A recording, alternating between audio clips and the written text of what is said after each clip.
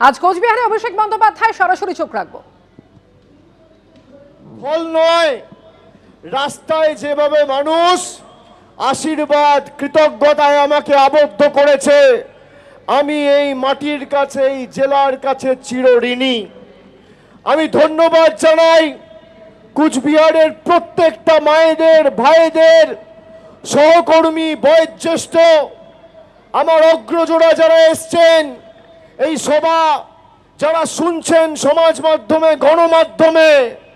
আজকের এই সভা বিজেপির বিসর্জনের শুভ সূচনা।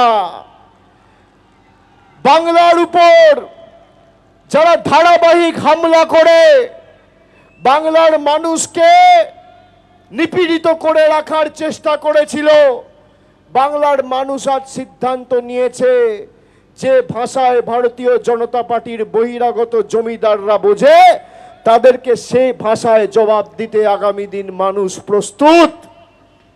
2014, 2016, 2019, 2021, 2024 বিজেপির নেতারা এখানে সভা সমিতি করতে এসে যে প্রতিশ্রুতিগুলো প্রধানমন্ত্রী সহ বিজেপির বড় বড় নেতারা দিয়েছিল, নারায়ণী ব্যাটালিয়ন তৈরি করা, চিলারায়ের নামে প্যারামিলিটারি ট্রেনিং সেন্টার করা, পঞ্চানন বর্মন নামে লাইব্রেরি করা, মদন মোহন মন্দিরকে আন্তর্জাতিক পর্যটন কেন্দ্র হিসেবে ঘোষণা করা, কুচবিহার রেলওয়ে স্টেশনে 2021 সালে স্পোর্টস হাব তৈরি হবে বলে যে শিলান্যাস করেছিল, ফলকে শ্যাওলা পড়ে গেছে। কুচবিহার এয়ারপোর্ট বলা হয়েছিল আন্তর্জাতিক মানের এয়ারপোর্ট হবে। 2023 সালের ফেব্রুয়ারি মাস থেকে 9 সিটার এরোপ্লেন শুরু হয়েছিল কলকাতা যাওয়া আসা। আগামী 31 তারিখ সেই পরিষেবাও বন্ধ হতে চলেছে। বিজেপি ভোটে জেতার পর কুচবিহারের মানুষকে শুধুমাত্র এসআইআর এর মাধ্যমে বা আসামের ফরেন ট্রাইব্যুনালের নোটিশ পাঠিয়ে অপমানিত করেনি, তাদেরকে শোষিত করে রেখেছে, তাদের অধিকারের টাকা আটকে রেখে। আমি আজকে আপনাদের সামনে কয়েকজন মানুষকে উপস্থিত করব। আমি 10 জন মানুষকে আপনাদের সামনে উপস্থিত করব। আমি অনুরোধ করব আমাদের স্বেচ্ছাসেবকদের এই 10 জনকে যেন স্টেজে নিয়ে আসা হয়, এদের সবাইকে যেন স্টেজে নিয়ে আসা হয়। দেখুন, আমি যা করি খোলাখুলি বলি, ক্যামেরার সামনে বলি, অন রেকর্ড বলি, বুক ঠুকে বলি। আপনাদের সামনে তথ্য উপস্থাপিত করা আমার কর্তব্য, আমার দায়িত্ব। 10 জন মানুষকে আজকে আপনাদের সামনে আমি উপস্থিত করব। আমি নামগুলো পড়ছি, শুনুন।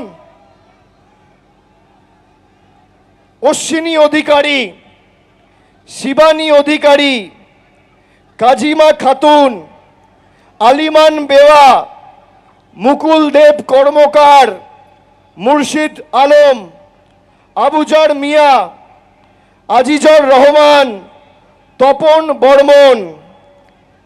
এসছেন সবাই? আসুন আসুন আসুন দাদা, এখানে দাঁড়ান, আসুন। সব দেখতে পাচ্ছেন, এখানে সামনে দাঁড়ান, আপনারা সামনে দাঁড়ান।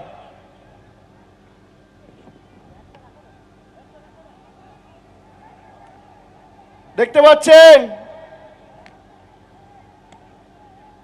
হিপি এদিকে আয়, কাগজটা দাও। দেখতে পাচ্ছেন সবাইকে? দেখতে পাচ্ছেন কি? পিছনে যারা আছে দেখতে পাচ্ছেন? হাত তুলে বলুন দেখতে পাচ্ছেন? দেখা যাচ্ছে? দেখতে পাচ্ছেন? সবাইকে দেখতে পাচ্ছেন না আমাকে একা দেখছেন? দেখতে পাচ্ছেন?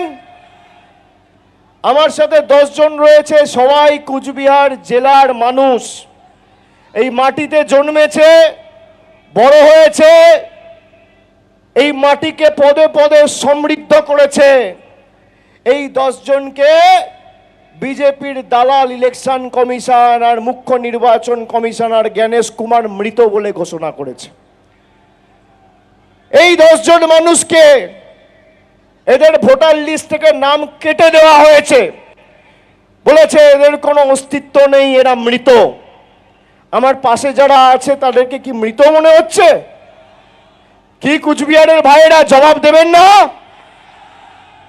যারা এই মাটিকে বঞ্চিত করেছে, অপমানিত করেছে, তাদেরকে জবাব দেবেন না?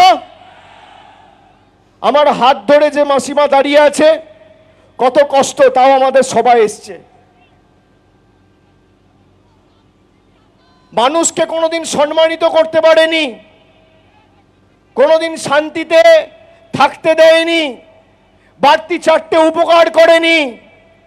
তার মৌলিক অধিকার সে যাতে প্রয়োগ না করতে পারে, তার ভোটাধিকার কেড়ে নেওয়া হচ্ছে। আমাদের জল, কল, রাস্তার টাকা খালি নরেন্দ্র মোদী আর অমিত শাহ সরকার বন্ধ করে রাখেনি, আমাদের ভোটাধিকার কেড়ে নিতে চেয়েছে এই দিল্লির জমিদার আর বিজেপির জল্লাদেরা। আগামীর লড়াই এদেরকে উপড়ে ফেলার লড়াই, এদেরকে বিসর্জন দেওয়ার লড়াই, এই ছাইপাস আবর্জনাগুলোকে সাফ করবার লড়াই।